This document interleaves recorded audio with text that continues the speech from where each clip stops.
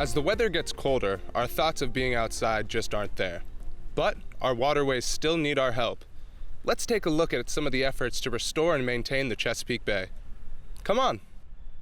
Every year, millions of people head to the Chesapeake Bay for food, fun, and laughs. But as the fun rages on, a problem remains: pollution in the water. The largest non-point source of pollution entering the Chesapeake Bay comes from agriculture. Since 1973, the Clean Water Act has promised to restore and maintain the chemical, physical, and biological state of the bay. Montgomery County is located in the larger Chesapeake Bay watershed with over 1,500 miles of streams. All of the water that is from or runs through Montgomery County goes to the bay, and humans are only one of the many environmental threats to the bay. Weather plays a crucial role in its health and welfare. It's also responsible for increased pollution. In the summer of 2018, Marylanders experienced record rainfall levels, which resulted in increased runoff from farms, fields, and city streets.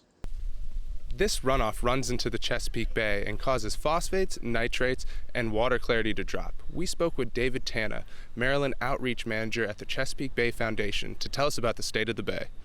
Local creek or stream, it runs into a larger creek, stream, or river. That river meets up with a bigger river, and then that ultimately, at least in our area, goes to the Chesapeake Bay. It's about land use. When we think about the bay, they want to address the problems in the bay. They're like, so what are you doing to clean trash out of it? What are you doing to help the fish? Do you have a skimmer? Are you removing pollutants from the bay directly? And it's not about that per se. It's really about what we're doing upstream. It's all of our human activities on land that are impacting the watershed. Contributing to the restoration of the bay doesn't have to be complicated. Activities such as cleaning up local streams and planting a tree have a significant downstream impact on the bay. You can also get involved in local park and stream cleanups. We spoke with Lynn Vesmara about how students can get involved in local cleanup groups. But we have certain requirements, and which includes they have to fill out a waiver that our legal department figured out. And then they also have to have groups under 50, which is the county, or 50 as the max, which is the county law or whatever regulation right now. And we have set that we want at least 1 leader per 10 people because we just want people to be managed safely.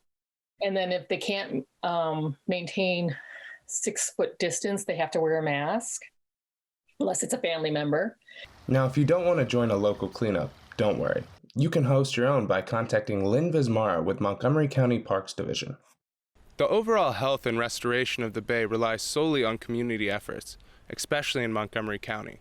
After talking to these professionals today, I'm definitely going to start my own cleanup group. For EFP-TV, I'm Joey Russell.